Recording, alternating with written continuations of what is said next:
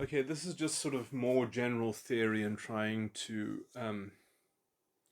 go into the myriad facets and issues and topics in which you can understand at least my models of psychology. So it's interesting. I mean, I use words that have been used before in psychology, and obviously it's on me to particularly define why I'm using these words to substantiate or to justify why I believe that these concepts are more appropriately applied uh, to how they are defined within my system. So I want to explore that, and I also, I'm trying to also create some general theoretical parallels and correlations just to kind of explore the subject. It's almost worth it to treat the same issues again, but from a different perspective, from a different sort of to treat the same phenomena, from the perspective of,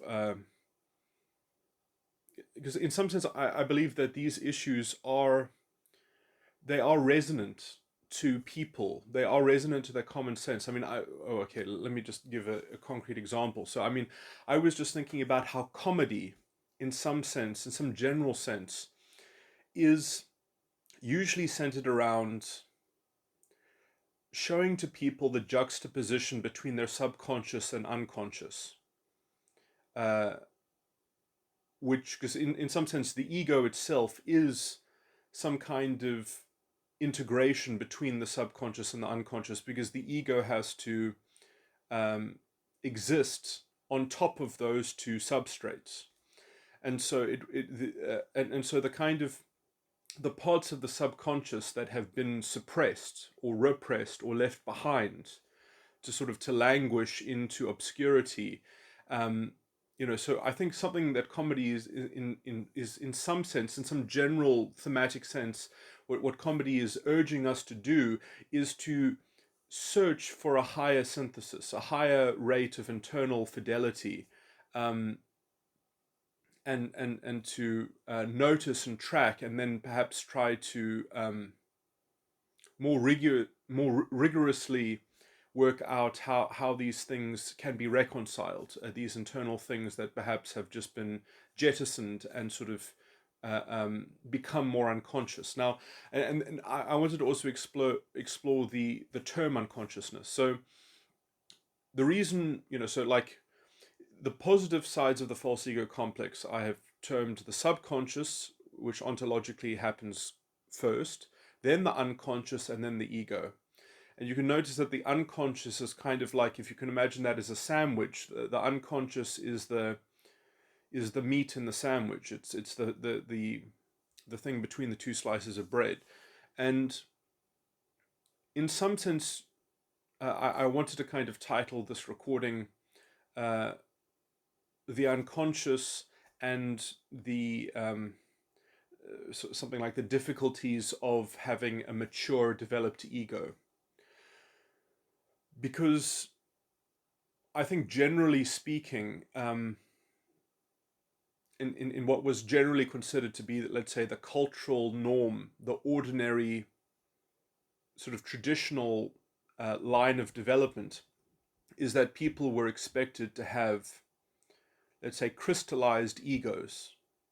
That essentially your ego, your social mask, the mask, the role that you play that ends up sort of covering the subconscious, needs to be integrated enough that you have a stable identity, um, so that you're capable of burdening your own internal dishonesty, perhaps as well, and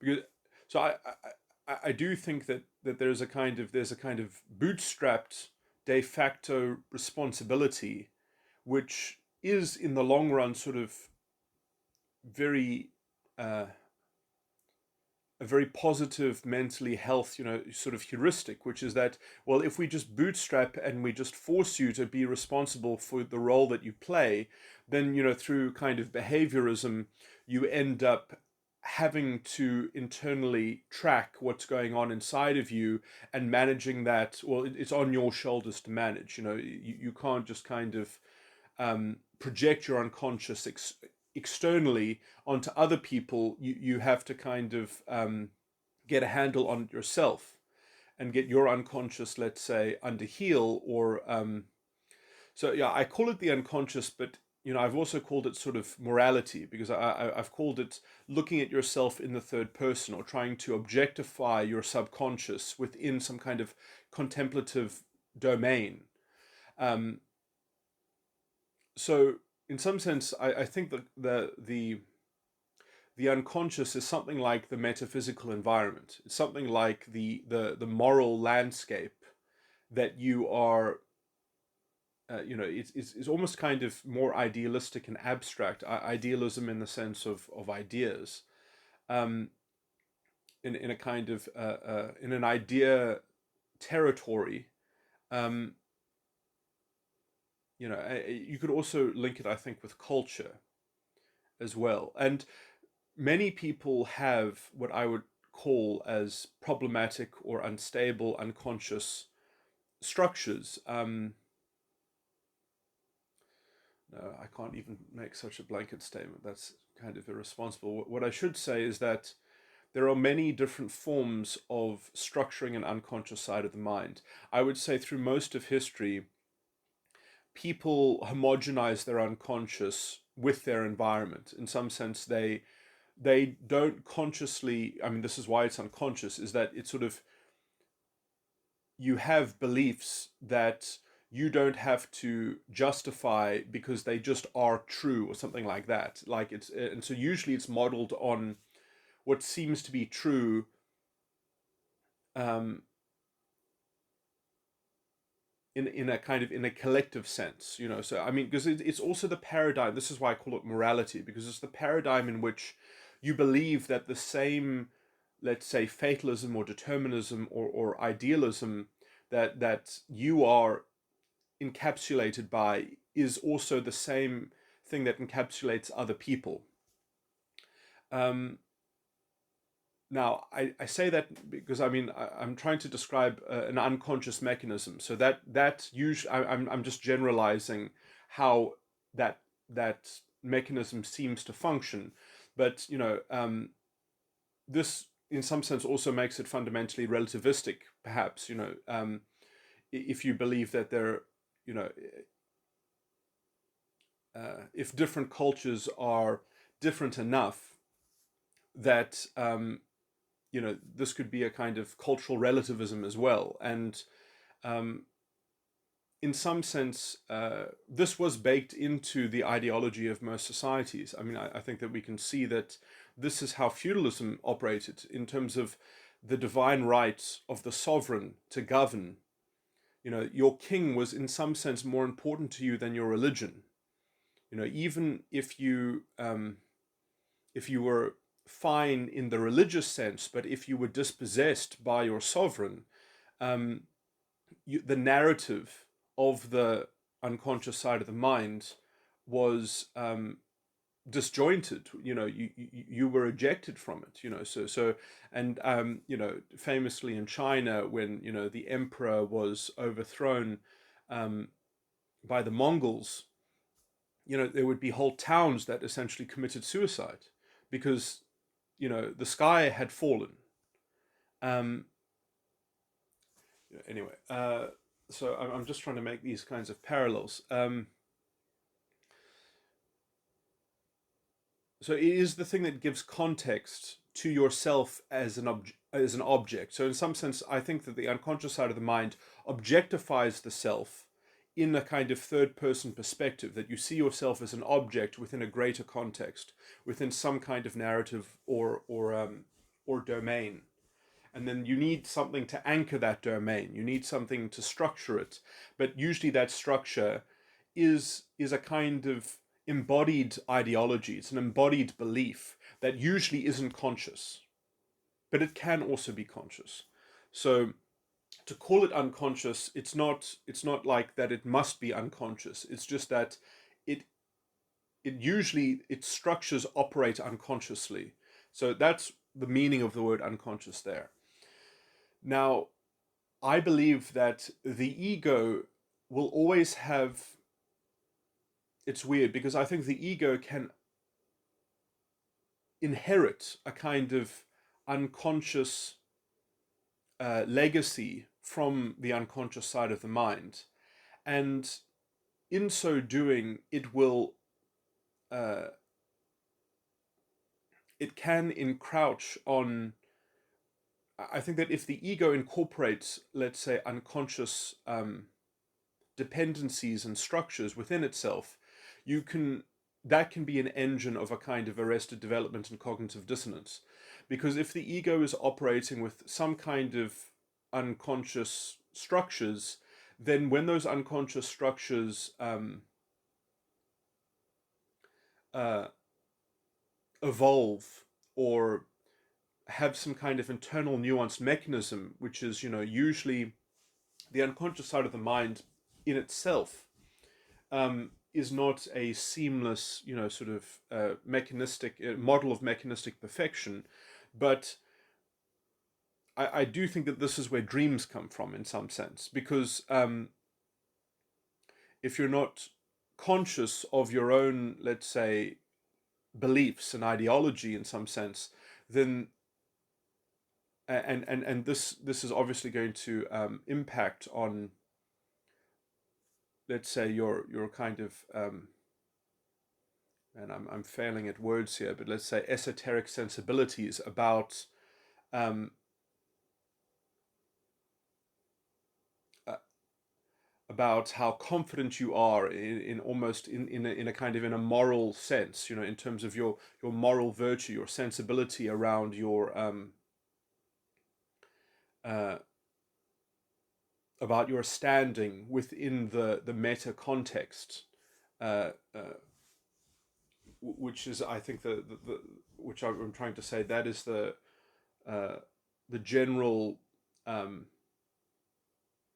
substance that the unconscious is working within. Um, that is its major sort of perspective within the false ego complex, within your cognitive, sort of structures, that when the ego tries to um, utilize similar structures, that uh, you've got two independent command posts that are issuing different um, indicators, or that are giving you different readings. So you're perhaps having uh, a kind of fundamental cognitive dissonance about perhaps incompatible sensibilities, and so the ego stepping outside of the atmosphere of the unconscious sort of embodied ideology that one, let's say, unconsciously believes. um, the ego is trying to work a tactic which is just fundamentally incommensurate with that general, let's say, I have to use sort of a metaphor, the general understanding which the unconscious side of the mind is operating under, but obviously it's an unconscious understanding. Um, and so your sensibilities are at odds with yourself, and then I think maybe you get a bad dream then, or something like that. Um,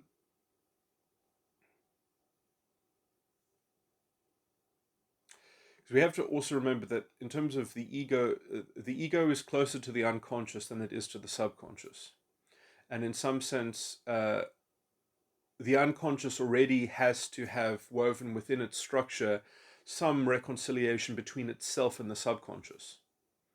Although all these things are somewhat up in the air, at least to the extent to which that the ego is relating to the unconscious, um, any sort of fault lines and sort of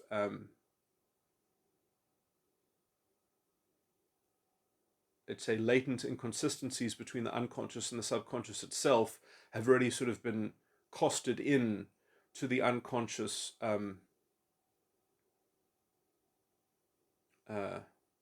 schema.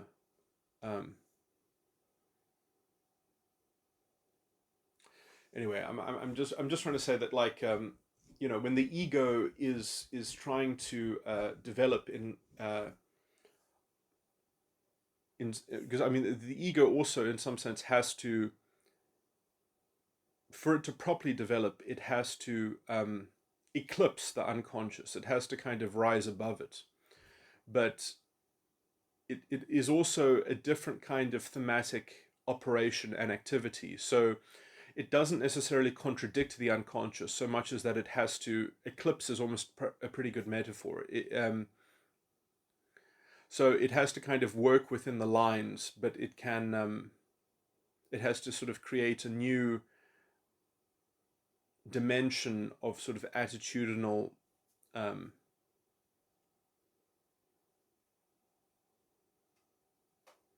leeway and functionality, that it has to be dynamically responsible to the unconscious, but also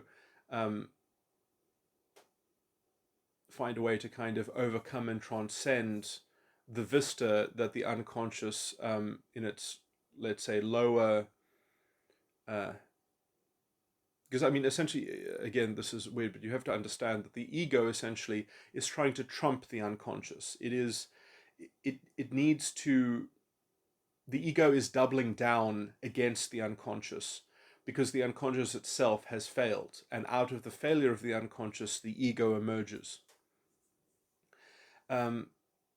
In the same way, the subconscious is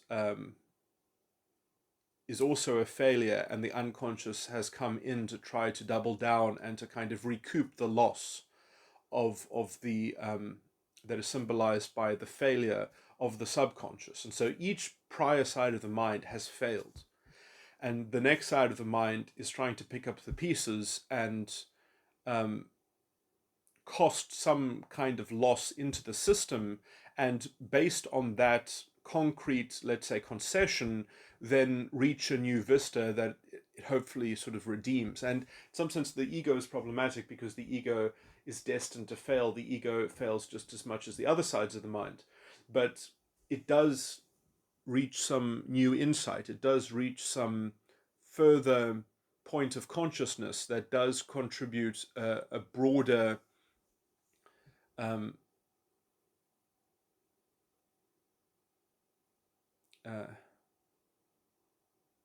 mean, this is hard to talk about because I'm talking first of all almost implicitly saying the necessary, almost the necessary evil of having a maturely developed false ego complex, that you have to have a robust structure, because otherwise you're in such a kind of crippled state that you will just kind of be stuck in it. But you have to kind of graduate from it after, let's say, succeeding at the game, as it were.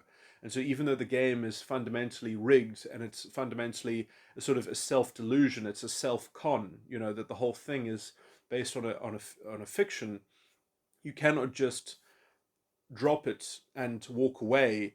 You have to graduate from it in some sense. And I realize I'm just saying that blithe. I'm not sort of explaining why that is the case, but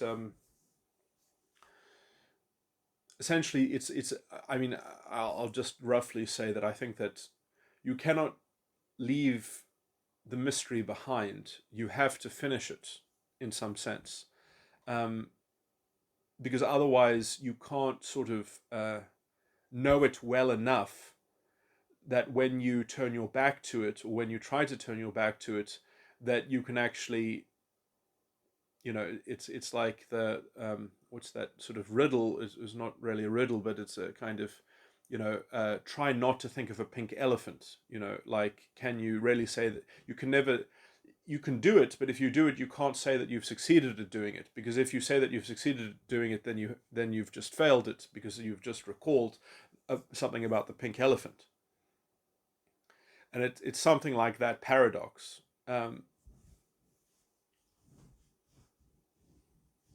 and so the only way to turn your back to it is to keep the mystery alive, and of the let's say of the problem, which then makes you sort of subject to it and sort of always existing in relation to it and being defined by it in some sense.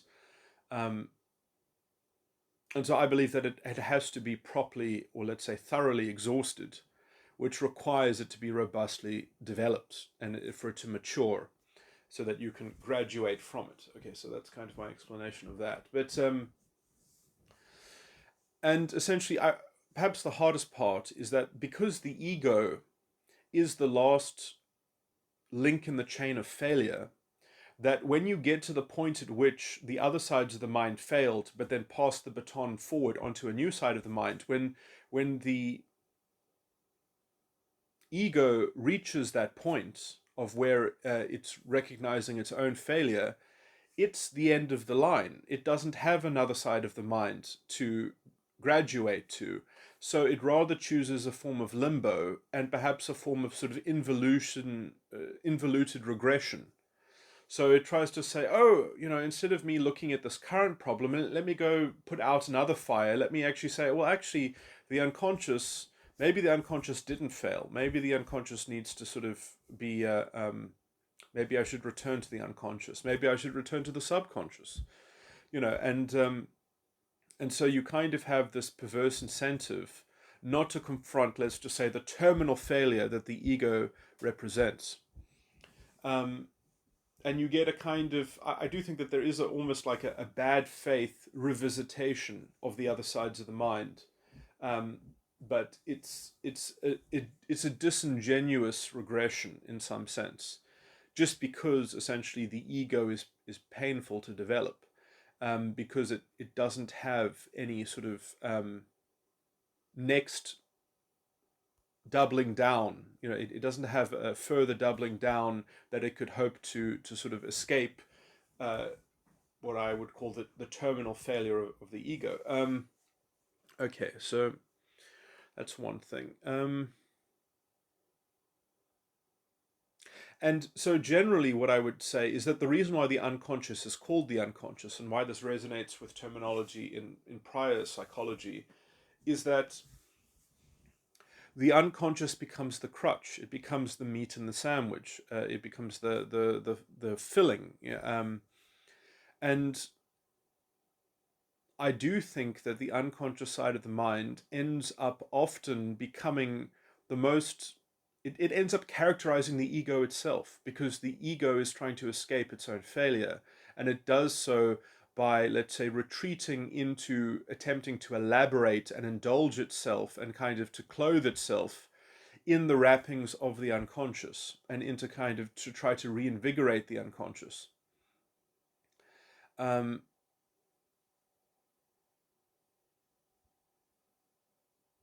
and in some sense, the ego might even elect to retreat to the unconscious, but not in a regressive way, but in a way in which it tries to treat the unconscious side of the mind as if it was the next side of the mind, which obviously doesn't have a next side of the mind. But in some sense, it tries to pretend that the unconscious comes after it rather than precedes it. So the ego has this kind of unconscious, it grows, it inculcates an unconscious sensibility about the status of the ego within the unconscious side of the mind. It's almost like a kind of an insurrection. The ego, in some sense, tries to make itself weak enough so that it's vulnerable to a kind of unconscious insurrection against it. Um, and so, and to some extent, even people who have, I mean, this can be hard to quantify, but let's say reasonably developed egos and reasonably mature aspects, they sometimes are prone in a kind of compartmentalization that some topic, some subject, they have they have tried to I'm just trying to think of the word. They have tried to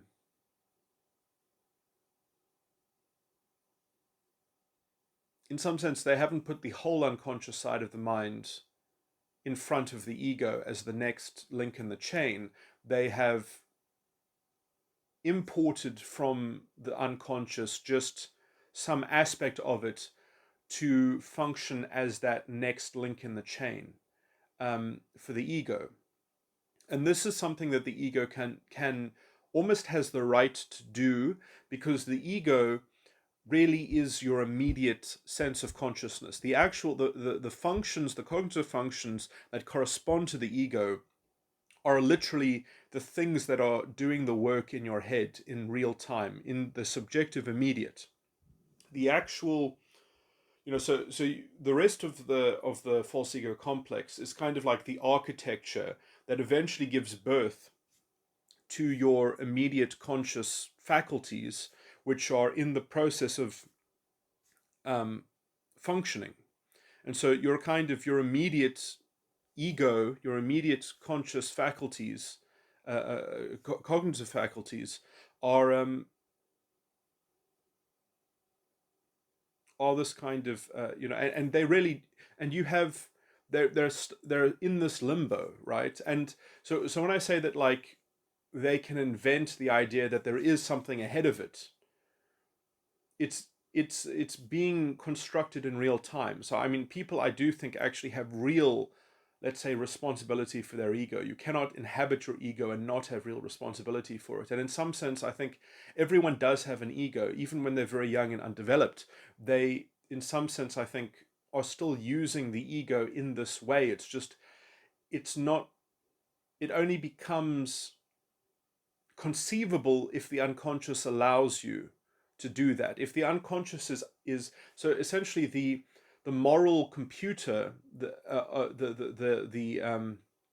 outline, the epistemological or moral context that is supplied by the unconscious, and the maturity and development of the unconscious, in some sense, allows for an ego to, a really good metaphor for this would be the Matrix movies. When you understand that, the machines have created the Matrix, and they have even created Zion, and the Resistance is part of the program. But there is a difference between when Neo is working his 9 to 5 job and when Neo knows that the Matrix is an illusion and knows that he can control the Matrix because it is an illusion. You see, so it's that kind of, let's say, I mean, it's weird that mastery of the unconsciousness, or the, let's say, the permission of the unconsciousness to, for the ego to, let's say, be self-aware of its own, um,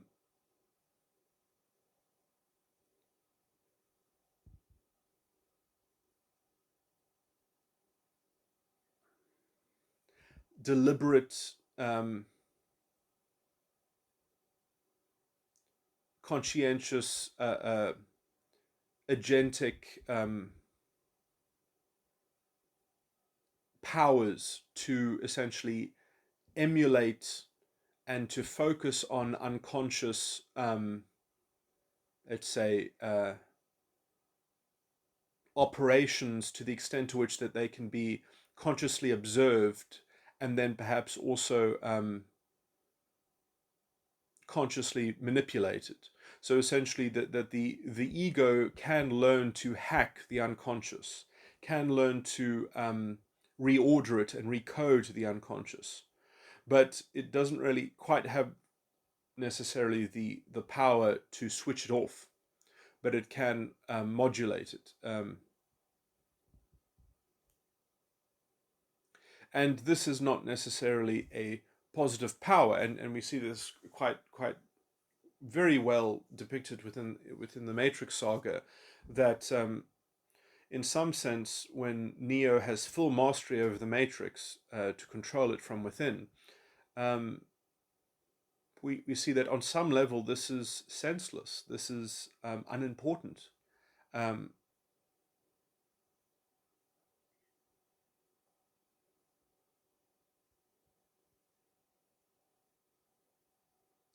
in the grand scheme of things.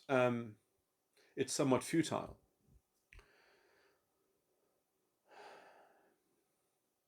Anyway, and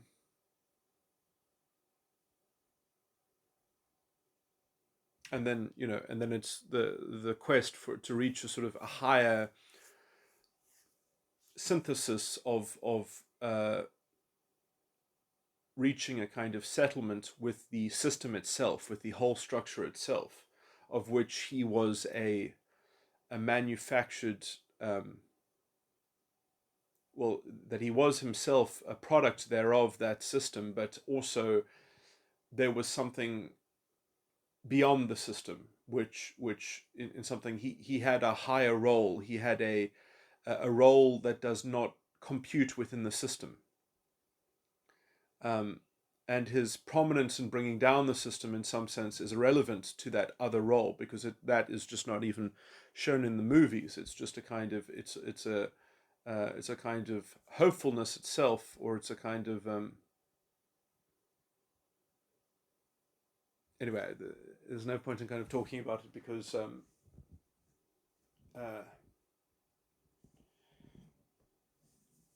I mean, the movie doesn't show everything. It doesn't show the exact negotiation between Neo and the machine leadership, for example. And so you're not given an exact explicit exposition of what that negotiation entails, but what is signified within the movies is a Christian symbolism. You see the crucifixion being symbolically represented in terms of Neo's deliverance to the machine leadership, to make this negotiation, which is a negotiation that happens in an embodied form, that they don't plug into his brain and have a conversation with him. The machine becomes an embodied face, so that it can actually create sound and words to communicate with Neo in this negotiation. So it's a negotiation that happens completely outside of the system of the Matrix, about the Matrix.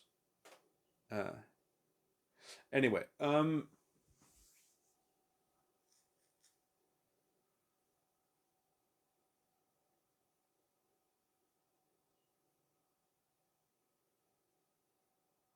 probably is something that could be. I don't want to. This might be too much of a tangent, but I mean, there is actually something more in the movie that could be extrapolated from these things. But just sort of politically, pragmatically, you can imagine the kind of. I mean, it's not showed that well, but essentially that the Matrix itself is addled by, let's say, the virus of Agent Smith, um, which is causing problems on the computer side of things. That essentially that there is something fundamentally pernicious about the Matrix, which is even producing a toxin on the computer side of things. And the whole thing is a form of, let's say, exploitation, but also illusion and delusion. And it seems that that kind of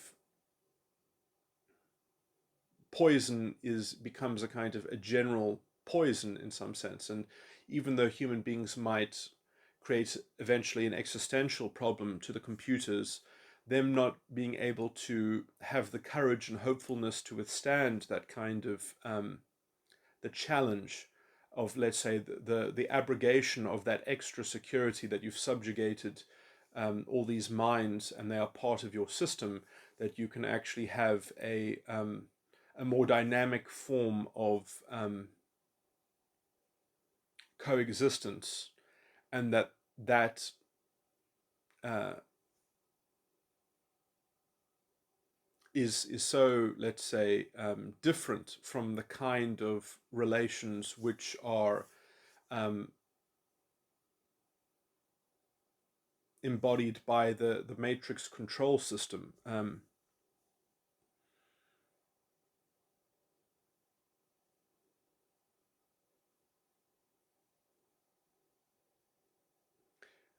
One could argue is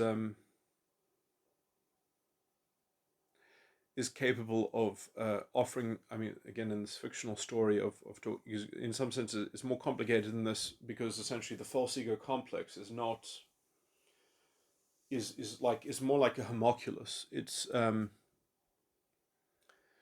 more like a it's the false prophet itself is a fictitious entity that essentially was created by one's own spiritual idolatry in wanting to create an avatar of the god of the world, of your environment. You wanted to create an anthropomorphic character that one could petition within one's own mind, and therefore one could commune with fatalism and determinism because one did not have the hopefulness to engage in life without a kind of existential security system, without a kind of uh, without a kind of authoritarian external locus of control, sort of determinism and fatalism and narrative. I mean, it is weird, but I would say that the issue of the unconscious side of the mind is, in some sense, it is weird because, in some sense, the ego, as I've said, is you actually have full freedom to do whatever you want with the ego. You can really choose to channel your cognitions within your ego to develop them. In some sense, it is the kind of there is a real internal locus of control that is contained by the ego, and then the question is, to what extent is it addled by the unconscious, by the untoward influence and corruption that the unconscious symbolizes, which is, let's say, the last bastion of the structural architecture. That you because in some sense you cannot argue that the matrix is a is in operation. You can morally argue that the matrix itself should not exist, which is in some sense symbolized by the oracle in the Matrix movies, that there are computer characters that are part of the system that know that it's fundamentally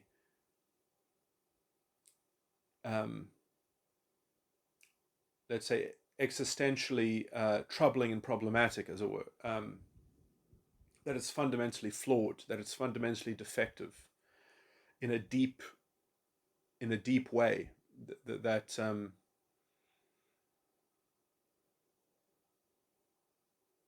I would probably liken the oracle to the inferior function in the unconscious side of the mind. But anyway,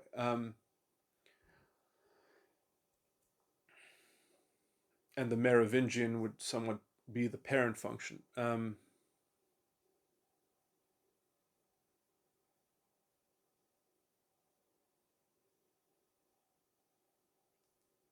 Or the enticed lust.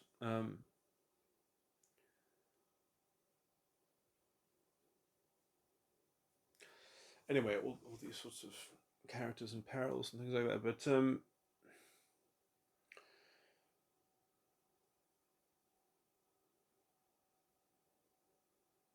what was I talking about?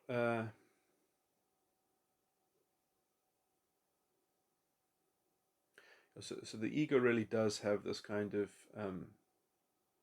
independence, and the unconscious, in some sense, really is the linchpin in some respect. I mean, I call lots of things the linchpin, in fact. But it is problematic because if the ego is going to undo the unconscious, it also undoes itself, which can perhaps lead to a kind of paradox or a self contradiction. And eventually, the prime false prophet, the superego, really has to become accessed in an embodied way in order to reconcile that mistake that leads into developing the whole false ego complex in the first place. And I do think that eventually that is what needs to happen, but you have to have enough, let's say, structures within the unconscious and the ego so that it's possible to pack this up in an orderly way. I do think you need a certain level of development in order to safely exhaust the false ego complex. That it, in some sense, this is why I use the word exhaustion. It cannot merely just be switched off. It cannot merely just be turned away from. It has to be consciously, with your eyes open, walked away from while facing it, or essentially while actively dissolving it, and let's say replacing the old personality with the new personality in a very consciously directed way. And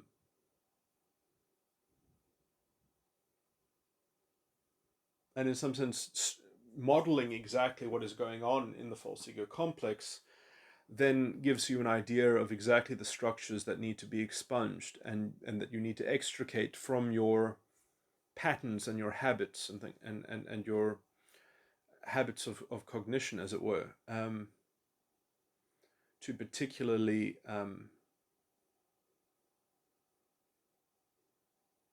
circumcise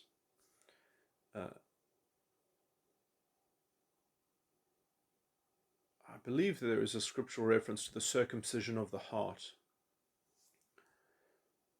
Anyway, okay, so yeah, I think I covered everything that I wanted to cover. Yeah, and then just re-emphasizing that this is why I think comedy has roughly always had this spiritual healing almost sort of connotated with it, even if it's very dark humor, because, this is why comedy is so transgressive, because it has to be in order to surmount, let's say, the unconscious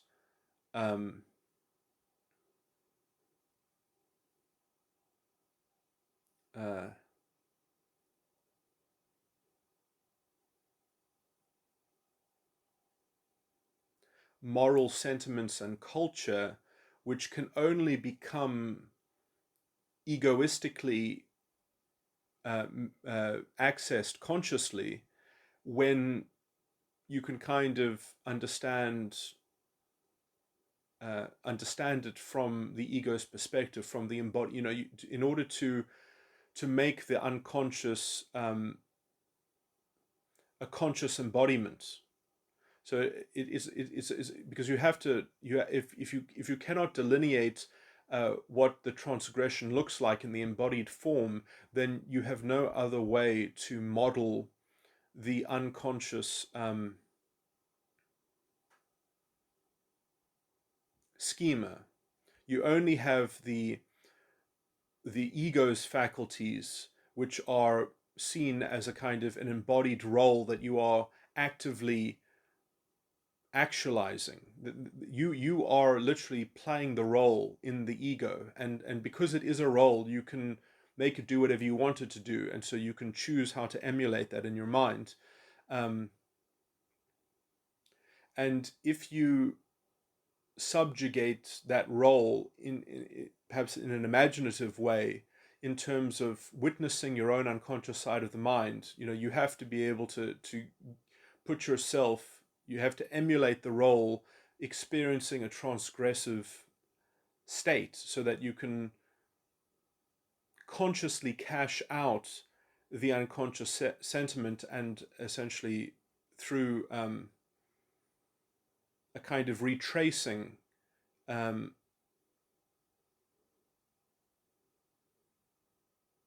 from imagining yourself on the wrong side of this moral contemplative domain, you can actually consciously determine the system that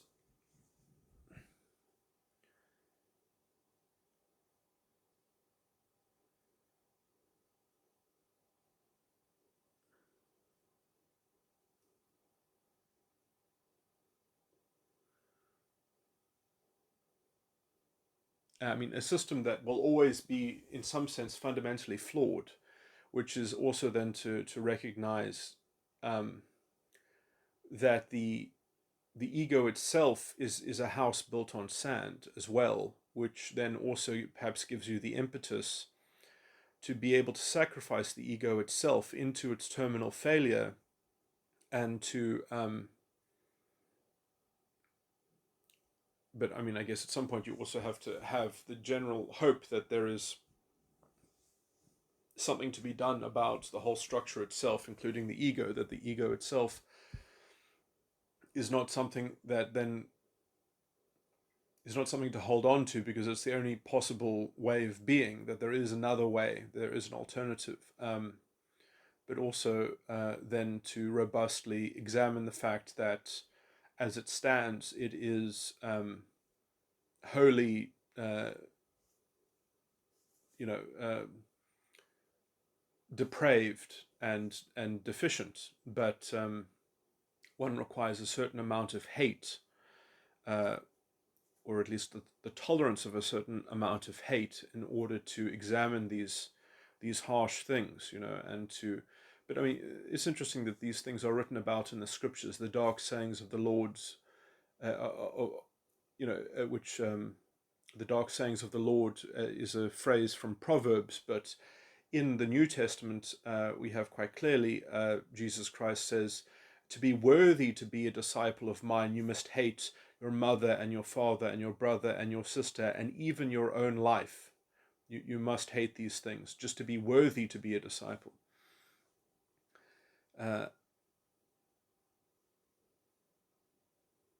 And famously, it always talks about those who will, who are willing to die, who are willing to sacrifice their lives, will save their lives, and such. And exactly what meekness means.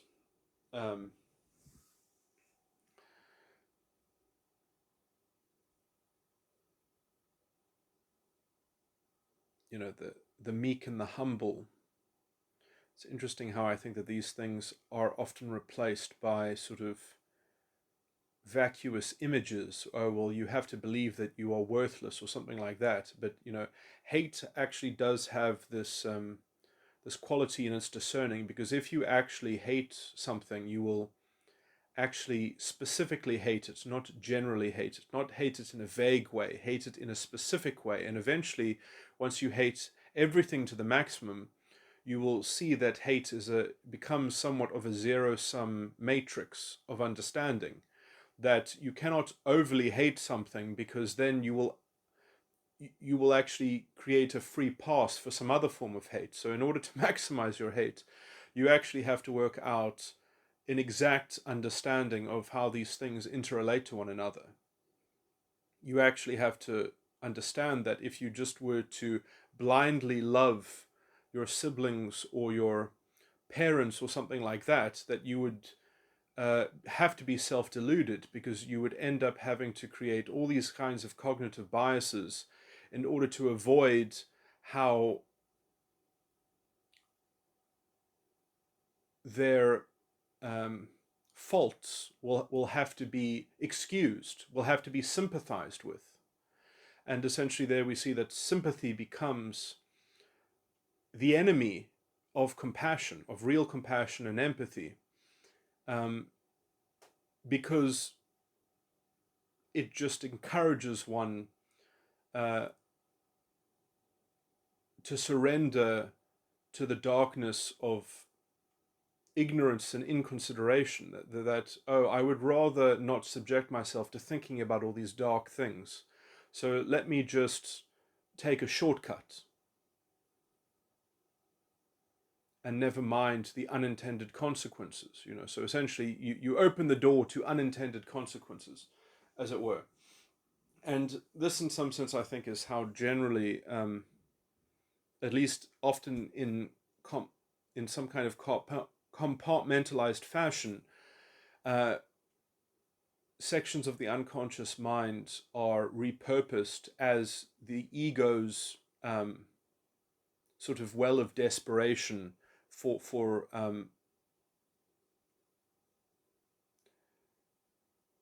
extracting a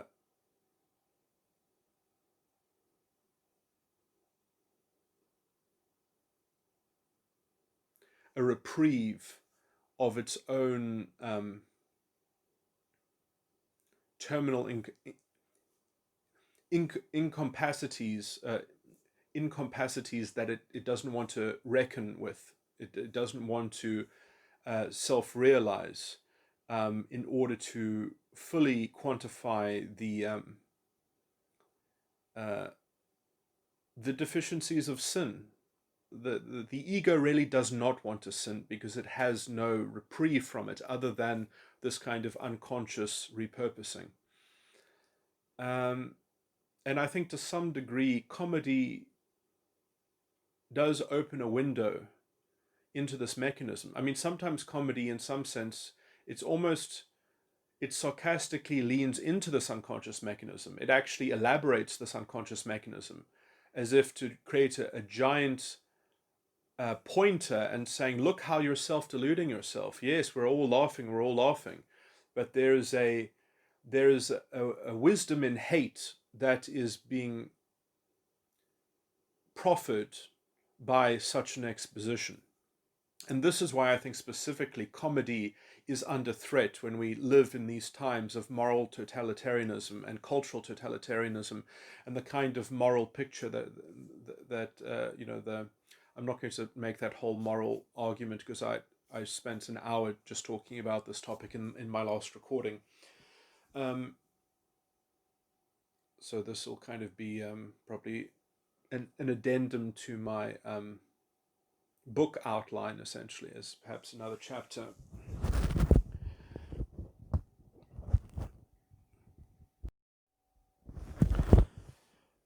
Okay, this is a bit strange. This is like a postscript addendum because at the beginning of the recording, which is about to play after this very short sort of topic that I'm bringing up now, I start by saying, oh, I want to add something like a comment to the last thing and then continue making general theoretical expeditions into talking about stuff to do with the false ego complex. And I actually forgot to mention the thing that I wanted to add to the last recording, and I kind of talk about, I just get into the discussion and I don't bring this up, but essentially, um, what I wanted to talk about is essentially what makes what I've really called a sort of cerebral histrionic distinct from just immaturity, from just having a badly developed ego or in how it relates to its unconscious side of the mind. And I go quite laboriously into all the details of essentially how the ego has, let's say, almost maladaptive ways of sort of using the unconscious side of the mind to try to escape its own unique problem, because the ego can't escape its own failure like all the other sides of the mind can escape. Anyway, I go into all of that, but I just wanted to say what makes cerebral histrionics distinct from just being underdeveloped or immature. And essentially, the difference is that a cerebral histrionic, and I think also histrionics in general, um, are in some sense in a conscious strategy of knowing. In some sense, they have a certain internal awareness as to how they are exploiting their unconscious side of the mind, and they are tactfully playing towards that strength. They are trying to make that mechanism um, a concrete fixture that they can use to leverage against other people, and and sort of to gaslight people into accepting that mechanism about them. So it becomes a prominent feature about their character. I would almost call it sort of a character deficit, which is and I described this in the past recording, into all the kinds of permutations and manifestations of how this comes across. I think it's a bit subtle, but it's a bit in terms of the pattern that I think I underline. Um, it shows how it's essentially a form of bad faith. It's like an active form of bad faith in terms of uh, trying to concoct, using social conventions um, to kind of distort the subject matter, and to distort the context of why things are even being spoken about, in order to create almost a choreographed drama in which these structures in the mind are used to validate the ego, or used to kind of deliver to the ego some almost formulaically extracted precipitate. So it's essentially that they can validate their structures by being able to almost secretly promise themselves some expectation, and then getting a vindication of that prediction. Um, so it becomes a rather almost a nihilistic, that they are unwavering, that they are uh, that they have been steadfast, and their tactical maneuvering that avoids having to contextualize where they are, because essentially they have negated their own unconscious um, moral paradigm. That becomes essentially just the malleable um, sort of post hoc reorientation, which justifies their solidity and rigidity. Um,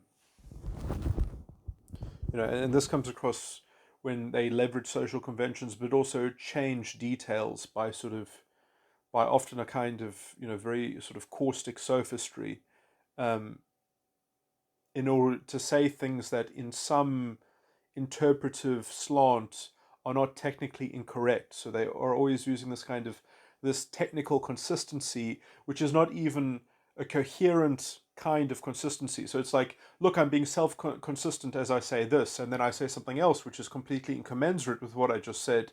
But as a module, as a in this part, it's self-consistent. So and then and then there's like a complete vacant understanding about how these things are contextually combined, incommensurate. Um, and so there's this kind of you know depraved sort of uh, uh,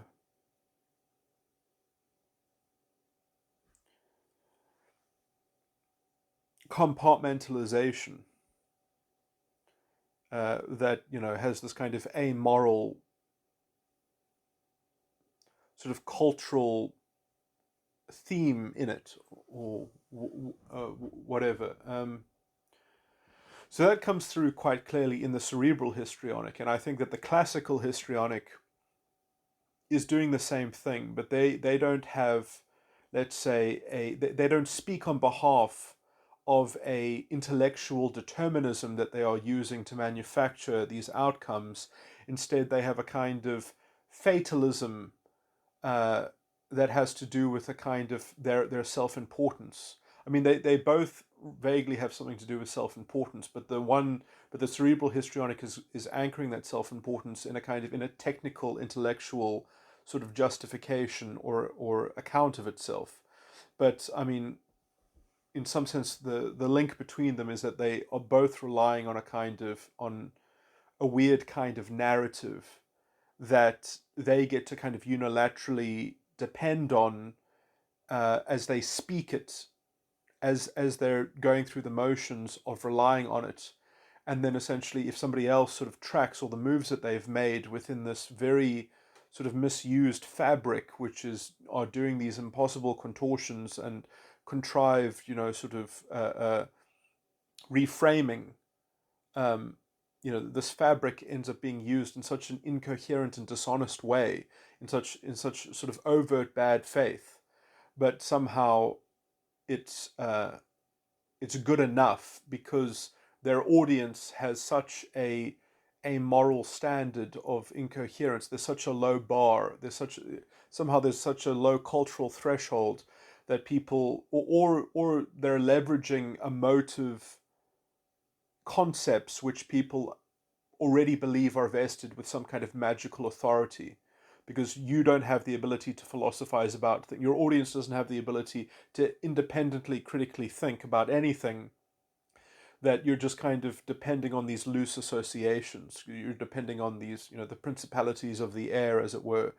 um, it's almost like an appeal to authority, and you're symbolically representing that authority by almost name dropping, or by uh, describing things into reality in some sense, and recontextualizing reality by how you technically describe them. And people don't expect people to watch how you're using a whole plethora of dishonest instruments, like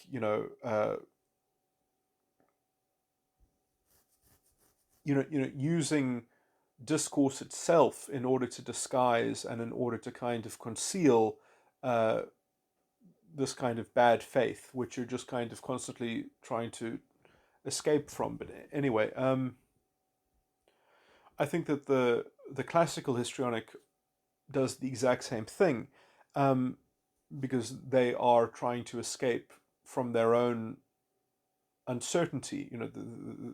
They are so eager to dispose of anything that punctures their narrative bubble, as to all the innuendo that they are projecting onto the kind of the virtual intimacy that they are subjectively perceiving, and that they are then holding people to account for. um, that the same thing is happening in a kind of moralistic fatalism, whereas the cerebral histrionic is kind of relying on a kind of moralistic determinism according to some illustrious intellectual narrative, in some sense, that has very fixed conventions built into that narrative that cannot be questioned, and so that they can just kind of be suggested at, and then move on to their next piece of loose associated sort of rationalization. Um, anyway, the reason of me talking about cerebral histrionics is because I don't mention it at all in the following recording, but I just wanted to try to say something about the distinction between immature and undeveloped people and cerebral histrionics. That in some sense, cerebral histrionics have discovered actively, they keep themselves undeveloped, they keep themselves immature. It's like they are consciously being immature. And so, there is a question about that, that perhaps their bad faith, in almost like a borderline type way, they disguise from themselves, that they say, well, playing this game of getting away with self-consistency is as good as being self-consistent, and sort of trapping that notion itself, in terms of integrity and, let's say, fidelity to oneself, is kind of lost and locked away behind some firewall in the unconscious mind, so that you've kind of doubled down on your own self deception and delusion. I mean, there's an argument as to, I think cerebral histrionics do this, and this is, and it kind of makes them, it allows them to be more grandiose in their pseudo intellectualism. And I mean, I've given examples of this. Um, there's this guy called Rationality Rules on YouTube, who's an atheist, and they were his debate that he had with Stefan Molyneux. I made recordings that I used that as a base material to, because I just thought that debate between them was just such a beautiful example of a cerebral histrionic. Sadly, YouTube removed that, and so maybe I can still find it somewhere else on YouTube, and be able to copy paste a new link to that, because I made that recording in relation to that, and then obviously that link probably no longer works because Stefan Molyneux's channel was removed, but I think that there are some other people that reposted his stuff, so maybe I can repair that. Anyway, yeah, so I just wanted to point that out, that in some sense a cerebral histrionic is consciously keeping themselves undeveloped, is actively being immature in some sense. But then they also have some cognitive dissonance over the fact that that is what they are doing, and in some sense it's because perhaps they have cynically worked out that the ego has no place to escape from its own failure, and therefore this is the only game in town. Anyway, I do elaborate that in the next recording, in terms of the position of immaturity and undeveloped egos and unconscious sides of the mind. Oh, I want to add something to the last recording, but then I also want to continue to just make sort of general theoretical notes and observations, perhaps, or maybe speculations. But yeah, so the thing that I want to point out is perhaps there is a special relationship between the unconscious and the ego, which is especially precarious. This is in terms of under the heading of sort of treating the false ego complex and trying to create a path to so there might be a stage in which it might be very difficult to find a way to extricate oneself from the ego. I mean, I've talked about sort of a general theory of sort of perfecting the vanity, and there are mechanics of this which I've sometimes gone into. When I mention that phrase, I don't also mention all of the internal things, but essentially what I believe happens is that you make the vanity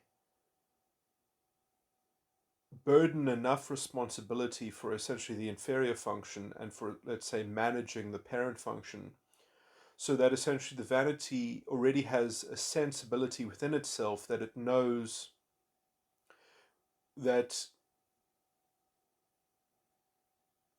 certain actions or certain that you end up with a general knowledge in the vanity where essentially you don't need to have your inferior function, you don't need to have your parent function, because the dominant function, the vanity, already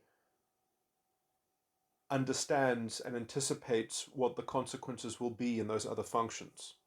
So in some sense, the dominant function becomes a sort of a supervailing, supreme, controlling function that anticipates the complications that certain things will have latent, that essentially certain behaviors, according to this belief structure in the vanity,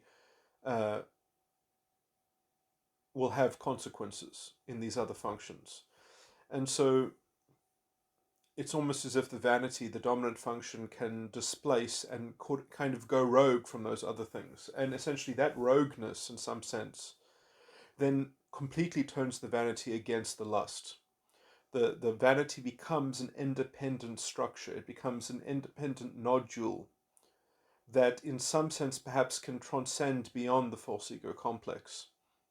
And so it can be a prominent structure that whenever you are confronted with that issue, it kind of has a debugging tutorial built into it, because you already know that certain behaviors, according to this knowledge in the vanity, will trigger these untoward consequences.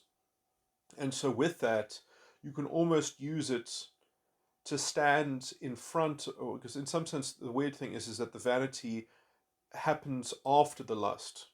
So in some sense you've got essentially something to clean up the lust immediately. So essentially if you so in some sense, it creates a kind of a security mechanism to clean up after the lust and to sort of self burden itself with the consequences that essentially are entailed in the lust. And essentially, this creates a matrix of knowledge in some sense that allows you to kind of to debug missteps in term. And so I like to think that that kind of transcendental knowledge perhaps allows you to gain the confidence to kind of leave the lust alone, to kind of to just stop doing the lust or something like that. And in some sense as well, that transcendental knowledge, you could say, also will resonate, the vanity will resonate through the medium of denying the lust. It will kind of show you the structure of the death. So in some sense, the vanity will, I mean, especially because the inferior function in some sense is very closely thematically connected with essentially in some sense, like the inferior function, although it's quite separated by quite a lot of steps from the death, in some sense, the inferior function, which is what I would call in the scriptural language the trial. So you go death, lust, vanity, enticed lust, and trial and sin. And the enticed lust is the parent function, the trial is the inferior function, the vanity is the dominant function, and um, the lust is the child function. So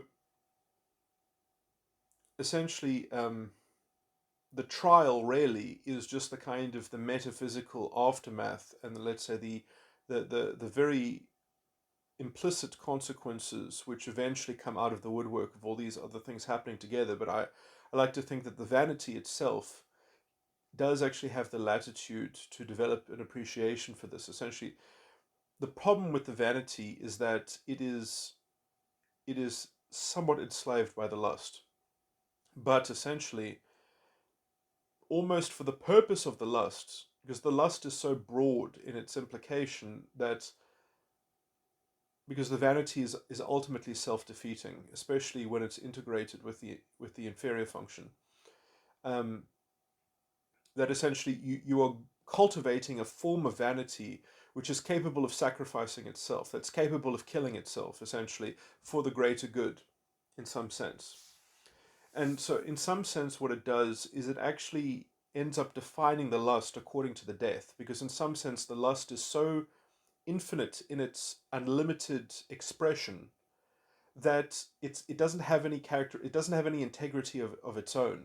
And in fact, the only integrity that can actually give it any kind of firm characteristic is the support that it is receiving from beneath it, which is the death. So, in some sense, you can understand that the lust is, although this is on some level untrue but also true, is a slave to the death.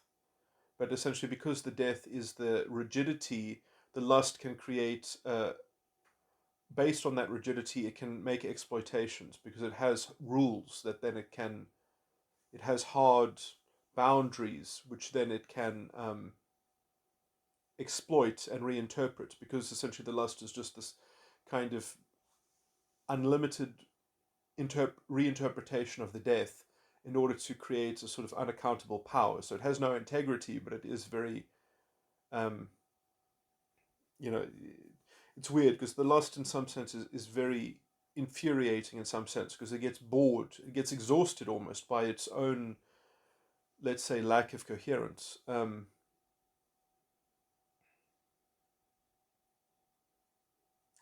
Anyway, so I think in some sense you can kind of merge the lust and the death in reference to the vanity, and then the vanity can perhaps conquer both. Anyway, such a perfected vanity, I see it essentially in some form or another of allowing you to extricate yourself from the lust and also to essentially use the death to revisit the lost side of the mind, because the inferior function, the trial of the lost side of the mind, is the death of the new side of the mind. So we understand that essentially what creates a new side of the mind is that the inferior function becomes too unwieldy in reference to the parent function, and the parent function says, okay, well then let me just pass the baton forward to a new entity. I will respect a new side of the mind. I will move the seat of consciousness. I will gift a new identity, a new role to play, and to hopefully double down and redeem me. And so, in some sense, it is the I of the last parent function that observes the validity and legitimacy of the new side of the mind. So the new side of the mind is animated by the parent function of the last side of the mind that is so beleaguered by its own inferior function that it tries to jettison that inferior function as a death that belongs to a new entity. And so this is how the sides of the minds have their own magisteria, their own thematic, structured um, field of operation. And in some sense, therefore, you can also understand that each side of the mind is a coping mechanism and let's say, a general reaction. I phrased this slightly incorrectly, but in some sense, it's like it is occurring within the gaze of the last side of the mind's parent function. That in some sense, the last side of the mind becomes almost like the metaphysical environment and encapsulation of the new side of the mind. So it's kind of like and in some sense, the new side of the mind, the only function of that is to use the now repurposed inferior function as its death in order to kind of grow from that decomposition, from that death, a new life. That essentially by accepting some cost or whatever. And so if the old side of the mind is still in operation in any way, let me just talk about how the sides of the mind are maximally developed, um, which I think is important, is that the new side of the mind usually begins by a piecemeal sort of component, that essentially the inferior function precipitates eventually an observation of something. It has a cognition about something which the parent function says, okay, now you've just debunked me. Now you've just come up with something that the structures of this side of the mind, the dominant function of this side of the mind, it cannot tolerate what you've just said, Mr. Inferior Function, on this topic. So what I will do is I will put this observation, this cognition, in an envelope, and I will send it to a new entity, i.e. the new side of the mind. But essentially, the death then is just this single topic, it's just a single subject. And eventually, enough envelopes accrue that the deed of the death in the new side of the mind has enough territory, has enough substance to eventually inculcate uh, a robust vanity that eventually amounts to an entire magisteria, an entire thematic contextual field of operation. And so this starts off with just a few components, a few subjects, and then eventually it expands. Now, obviously, you want it to expand. You want each side of the mind to be as broad as possible, because otherwise it's going to be a kind of a very weak, half-baked creature that is going to have this very disjointedness that you're talking to someone, you're talking to their subconscious or you're talking to their unconscious, and then suddenly just in one topic they become like a completely different personality, because that topic because essentially all the topics are not represented on each level of each side of the mind, because you haven't brokered general thematic magisteria in which the same subject can have three integrated layers and levels of analysis. Um, anyway, so the thing that actually denotes how the three layers of analysis and which treatment is contextually relevant is essentially decided by what is essentially the brokerage between the sides of the mind, which is basically performed by the parent function. Um, and there might be contradictions here, and to the extent to which that there's cognitive dissonance between, let's say, the power sharing of the three parent functions, um, I think this is what is being described in the scriptural reference in Revelations when it talks about the beast with three heads, and then it also, the beast with three heads and 10 crowns, or the beast with seven heads and 10 horns. Um, that these are two ways of modeling the same thing, because in some sense you understand that I said that there are six things. There's the death, the lust, the vanity, the enticed lust, and the sin. But then there's a seventh thing, which is essentially the parent function of the last side of the mind, which is in some sense almost the negative, and then the other six are the positive. In that the six are a coping mechanism of the task assigned to it by the seventh, which is donating the death, because that death, in some sense, means two things to that parent function. It's the inferior function that it doesn't want to burden, that it is jettisoning and providing to the next side of the mind. So generally, each new side of the mind, each next side of the mind, has, let's say, a further or a higher epistemic purview. It has a deeper reach, because the last side of the mind has already failed, and it has essentially consigned this issue into being recycled. It's almost like a form of recycling trauma, is that the inferior function creates so much anxiety to one side of the mind that it wishes to jettison this trauma and have it be reprocessed.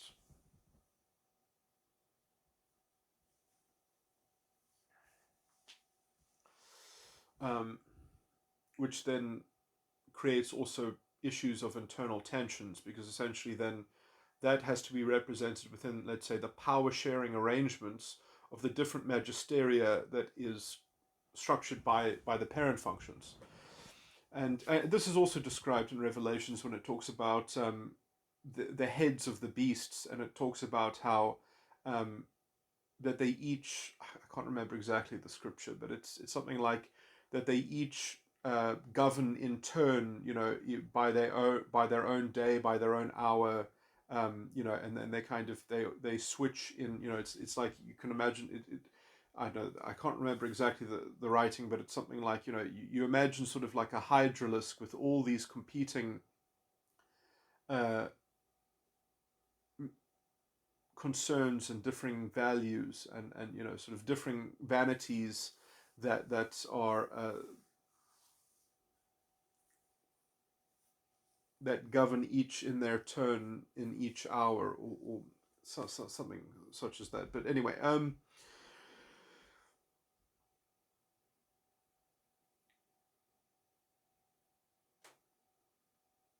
what's my point? So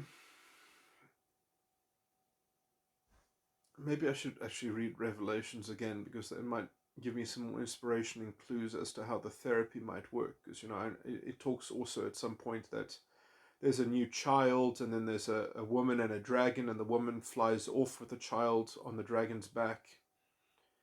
It's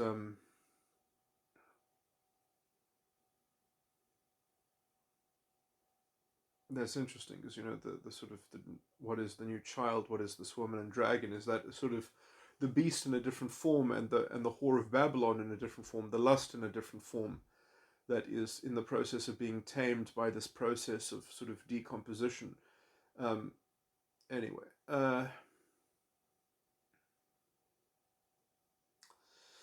so anyway, I think that,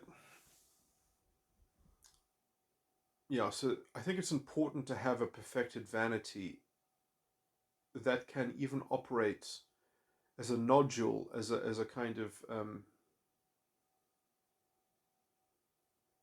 as its own independent structure, so that you can kind of use it as scaffolding to usher your way outside of the false ego complex, while still, in some sense, having some kind of presence within your ego, while you are in fact undermining your ego, while you are, let's say, in the process of packing up your unconscious and trying to um, perfect the vanity and your unconscious and gain access to the subconscious to then do the same, and then eventually you enter the superego, and then you're really dealing with the ground zero of where it all happened. And I'm still not entirely sure how. I mean, I think perfecting the vanity in the superego might be the general solution. The problem is that the superego never had a vanity, so you kind of have to have the confidence to fictitiously develop one for it. Or maybe you don't need to, because maybe actually you need a different methodology for the superego, because although you don't have the vanity in the superego, you do actually have access to the death. But it's a weird kind of access, because it's the death of the superego originally never existed, but it is the same as the sin of the ego. So if you can access the sin in the ego, and you can be aware of the ego's sin, that is the same faculty, that is the same. Now you see, I don't know. This might be slightly not the same, because in some sense you're not gaining direct access to the death of the superego. You kind of, I don't know if it's possible to say, well, the sin of the ego is the same, because a sin and a death is not the same thing. So, but it is.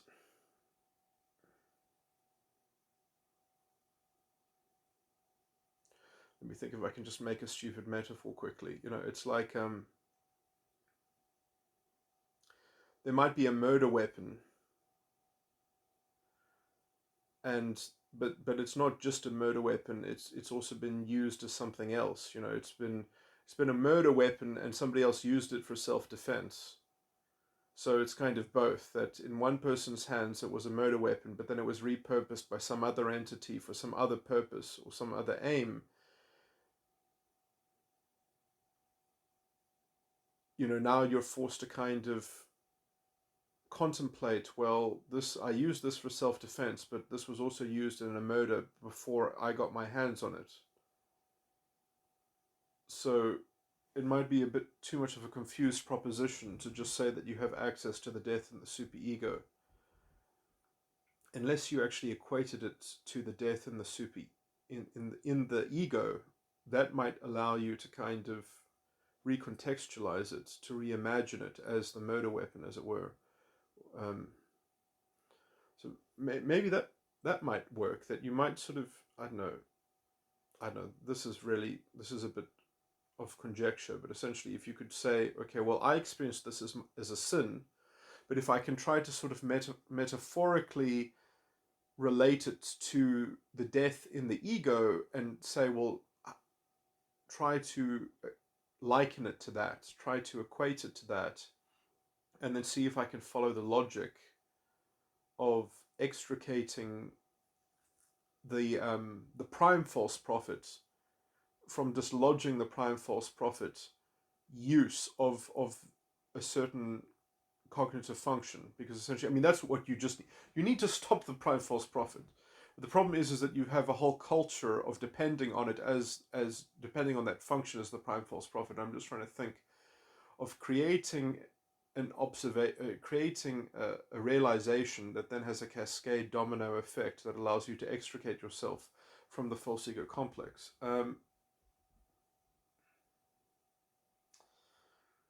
So yeah, there might be something to this, but I'll have to sort of think about it.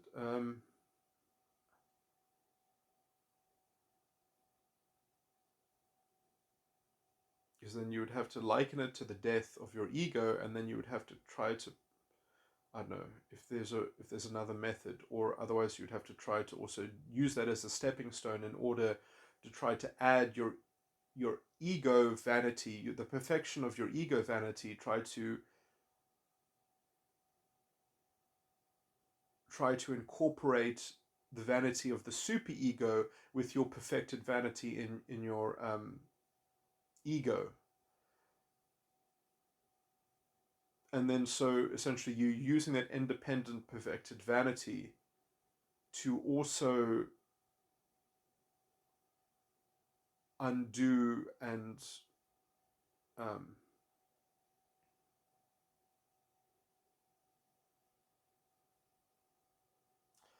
I wonder if that would even work, because then essentially you're using the remnants of your ego to try to clean up your superego, and then maybe you can exhaust the charge of the death in reference to the parent function of the superego, which is the prime false prophet. But again, you're left with the problem that in some sense, the prime false prophet never had a death, it never had a lust, and it never had a vanity. It just had a parent function.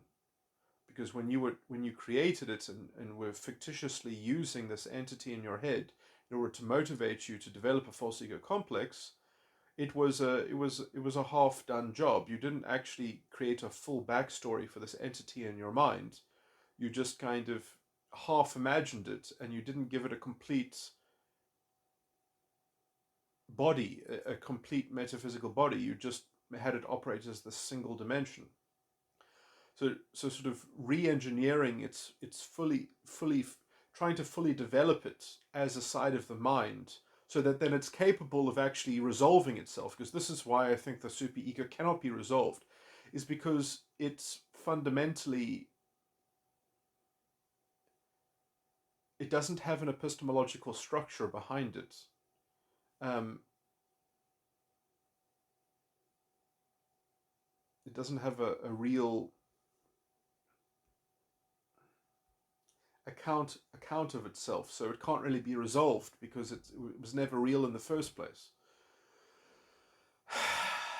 So maybe the ego should try to rehabilitate the superego and effectively explore and to remake the superego into a robust and structured side of the mind,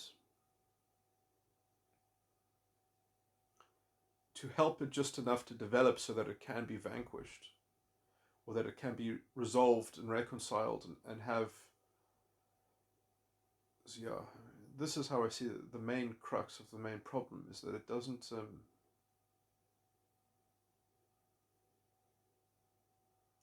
The analogy is that, let's say you develop a culture, you develop a whole way of life, but that whole way of life is based on a mythology that never happened. It was a lie, essentially. But not only was it a lie, it was a lie that had huge omissions within the story. And it was just known that half the story was lost, but the remnants of it was enough to craft some kind of practice, some kind of ritual, some kind of mythological context. But essentially, you live in such a fuzzy, warped, fudged sort of worldview that then you can never extricate yourself from it, because you don't know to what extent you're even depending on it, because it's kind of it's supplying you a kind of unknown quantity of epistemic um, authority, or a kind of a fudged external locus of control, which you can always just imagine that it's sufficient, even though you don't particularly know any detail. That's kind of what loving the darkness is in this form of let's say idolatry, or servitude to the god of the world, or the spirit of man, or something. And this is I mean, I think what I've just described is actually the perfect description of what the spirit of man actually is. That is, in psychological language, or at least in terms of how I've just espoused, that I think is exactly in a nutshell what the spirit of man is. Um, that a man is something that contains a spirit, but then the spirit of a man is like a hollow vessel. It's sort of what's leading it, what's its purpose? Well, it's to conceive of you as something that needs to hold on to something. So it's just kind of obsessed with the function that it has to be led by something, rather than actually having a personal, direct connection with the thing that is comprising its teleos, its purpose. So it is the spirit of man is a hollow spirit. It's a spirit of sort of abject servitude to something that is not directly uh,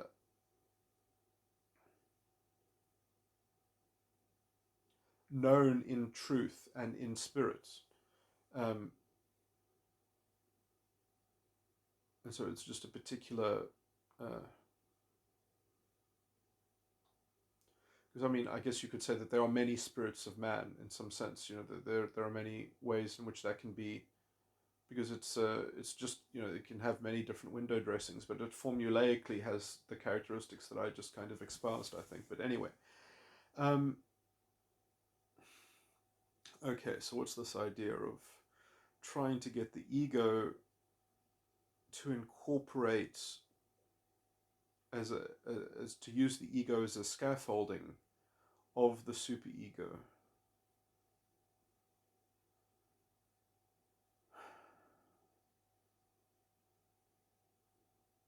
I think actually I'm kind of onto something, but I think maybe it's not the ego that you must do that with, it's the unconscious that you must do that with, because the ego, in some sense, is always bound in a kind of limbo. Like, the ego can know itself to some degree, it can know its own sin, it has lots of latitude and freedom, but in some sense, I think the ego doesn't ever get structured. The ego is a performative thing that you are cogniting in real time in your head, subjectively. You're immediately thinking through the ego. But in some sense, the only nodule that you're correctly producing is probably in the unconscious side of the mind. So also what I'm suggesting now is that it's not the perfecting the vanity of the unconscious is actually probably the hardest, let's say, spiritual exercise.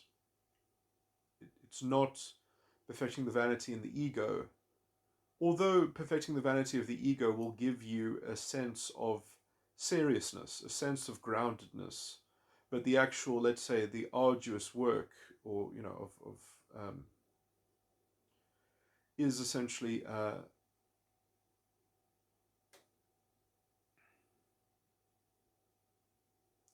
perfecting the vanity in the unconscious. So maybe it's the because and then essentially the ego is free to look at that, essentially, because the ego is doing many different things.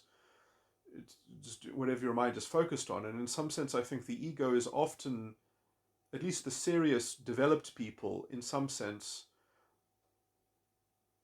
are using their ego to emulate their unconscious side of the mind, although it can also emulate any other side of the mind as well, including the superego and also the subconscious. But I think that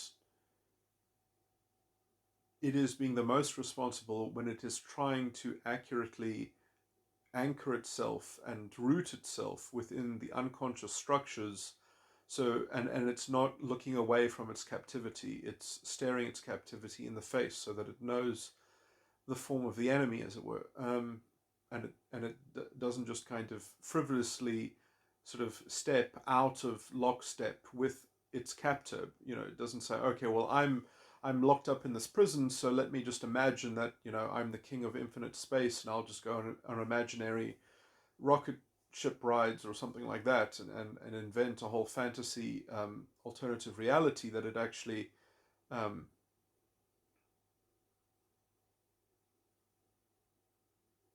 okay, weird kind of metaphor. So maybe the perfecting the vanity, I should actually refocus my efforts in trying to think about perfecting the vanity in terms of the unconscious side of the mind,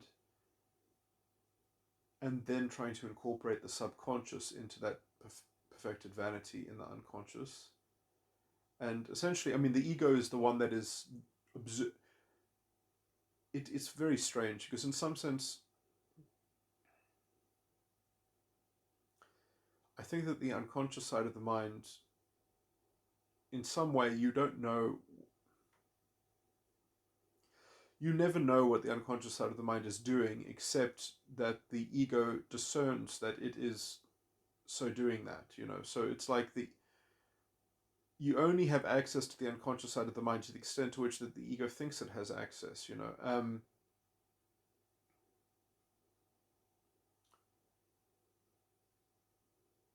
The ego observes it into reality in some sense, or evaluates it as being true or untrue in terms of its state. So you first need a level of seriousness to which that you actually have the kind of the confidence that you are making these determinations and that they actually hold water. And then you actually have to believe that you are actually grappling with these things.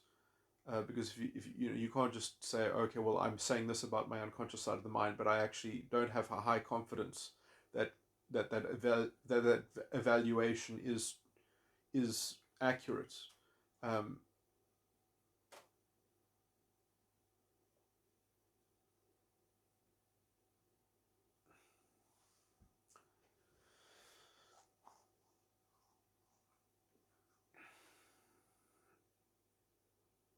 anyway, I think that kind of competence does precipitate from, let's say, perfecting the vanity in the ego. But I think perfecting the vanity in the ego is a much weirder kind of thing, because in some sense the ego is always in limbo. The ego is always, because you are immediately using it all the time. So like you can't do something with the ego and say, okay, well, that's what it is now, because it is you in real time. It is your discerning in real time. uh, so it's weird, like you only know things have happened in the ego to the extent to which that your ego evaluates the unconscious as confirming that attribute that the ego supposedly contains. Um, anyway, so I kind of mentioned that kind of issue, that problem before. So in some sense, I think that maybe the focus should be on the unconscious, and then also perfecting the vanity of the unconscious, and then at the same time trying to bring the superego into that picture using the scaffolding of the unconscious, because then I think you might be able to unlock everything simultaneously, um, or exhaust everything simultaneously. Because if the perfected vanity in the unconscious assimilates the superego's position, and the ego would be observing this to be true, so the ego would have to. The ego is the thing that tells you that yes, you're actually doing this. So I mean, I'm narrating it as these are the steps that you have to follow, but the thing that determines whether you have actually done the step or not is the ego. Um,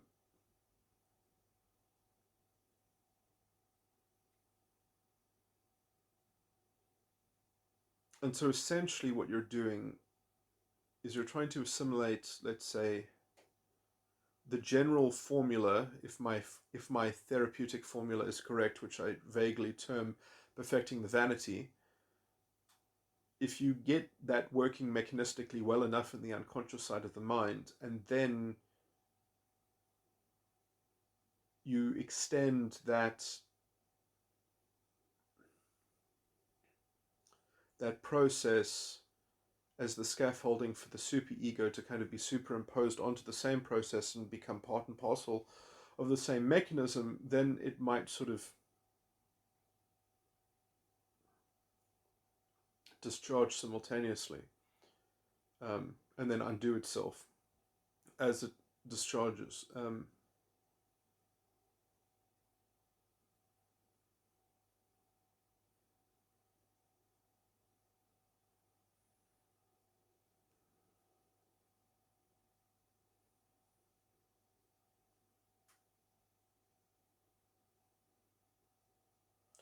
Just trying to think if there are going to be any special sort of complications. The reason why I think the unconscious is important is because I think that the architecture and the structures in the unconscious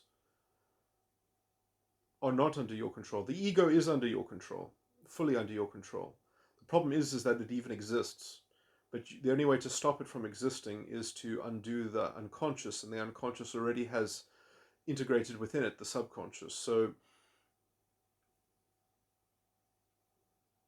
if you vanquish the unconscious, you vanquish the ego,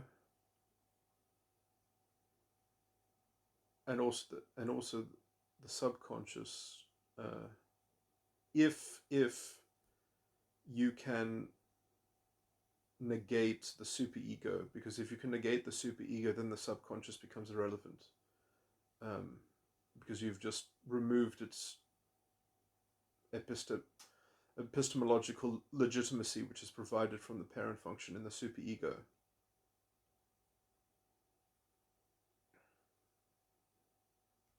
And then all the structures in the unconscious can effectively become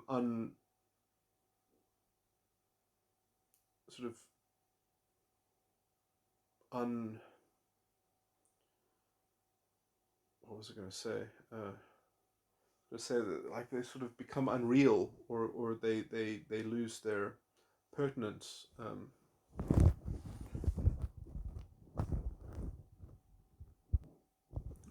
Okay, I have a few more general notes on this that might just be important. That essentially, I think the ego, in some sense, might be capable of being completely non-pathological. That essentially the ego can't stop itself from being the ego because it's on top of this architecture, but it can be completely desensitized to being compelled to sort of perform. It has a kind of free agency to contradict the flow of the rest of the architecture of the false ego complex. In some sense, the only thing that would make the ego pathological is that it operates in the absence of the other parts of cognition which are taken up by the other structures and the other sides of the mind below it. So in some sense, the ego would operate in the absence of those other so so in some sense, in terms of what it contains itself, it can be non-pathological if it kind of tries to ignore how to relate itself to those elements that are part of the architecture, as it were. Except for maybe there's one exception there, which is that it can judge it can judge the rest of the false ego complex. It can, and if it throws judgment at the rest of the false ego complex, if it somehow not if that judgment is righteous, as it were, if it doesn't exceed, if it doesn't throw away the baby with the bathwater, if it accurately, let's say, knows itself well enough, then it can essentially confine its judgment to the pathological structures that is part of its, let's say, architecture. But essentially that architecture then ideally doesn't have a corrosive effect on the ego other than depriving the ego of being integrated with those unobstructed because other cognitive functions, because those other cognitive functions are obstructed because they're doing all these weird things. Okay, so that's my first thing, is that the ego, in some sense, I think you want to almost expand the ego, the consciousness of the ego, you want to expand to all the cognitive functions. But those other cognitive functions are too busy performing the architecture of the false ego complex. And the ego is the only sort of potential free agency within that structure. Okay, so there's that. And so just to say that to the extent to which that there are pathological uses of the ego, I think that can generally be cleaned up by this general process that I've described as perfecting the vanity, giving you a sense of developmental maturity and seriousness. And then the unconscious side of the mind, if you perfect the vanity or work towards affecting the vanity of that, you also, let's say, doesn't sound like a correct word, but de-stimulate. You kind of remove the kind of the instigation that, let me just say that in the ego, the child function is dangerous, but in some sense, the child function will always be corrupted within the ego, but the vanity doesn't have to be corrupted, and everything after the vanity can be sort of let free, as long as it turns, as long as the ego is serious enough about turning itself against the lust, essentially, or the lust and the death, or something like that. Because the vanity is in such a developed state that it can kind of see through the lust and the death as a joint combined sort of conundrum and problem.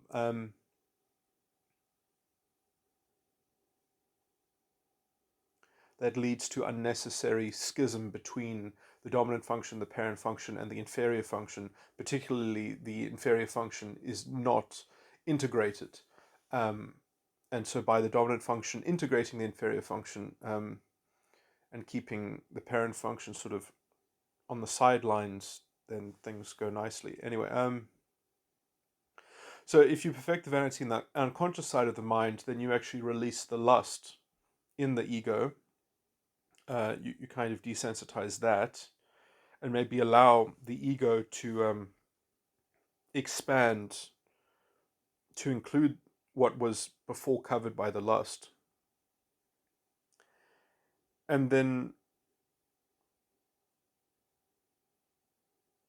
in some sense, the most important thing is to deal with the superego. But dealing with the unconscious is difficult, because the unconscious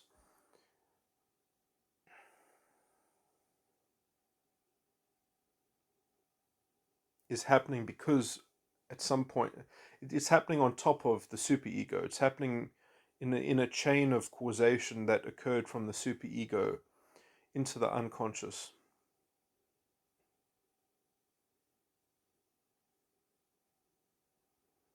But yeah, you have to kind of perfect the vanity in the unconscious side of the mind, I think, to desensitize the lust in the ego,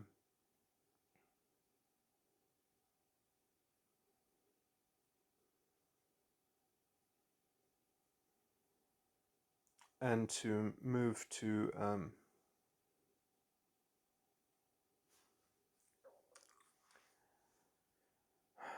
what? Yeah. So I mean, anyway. So I still think that it's roughly correct that if you can just perfect the vanity in the unconscious side of the mind, that might also at the same time bring a lot of structural sanity to the ego as well. And then if you just deal with the superego, then that should take care of the subconscious. Um, and so I do think that if you perfect the vanity and the unconscious and the superego simultaneously, that you've kind of done all the you're doing all the tricky bits simultaneously, and in some sense, I think that it might have to be done simultaneously, so that you don't kind of get cascade sympathetic sort of mechanisms triggered, and sort of re-stimulating mechanisms in different parent functions and such, and then you're always sort of chasing after a new fire.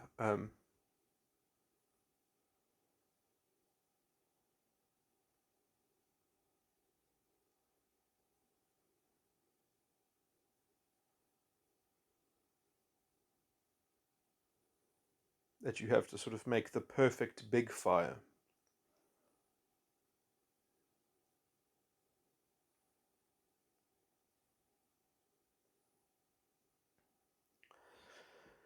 Okay, well, I guess that's enough of me babbling about theories of therapeutic intervention for the false ego complex.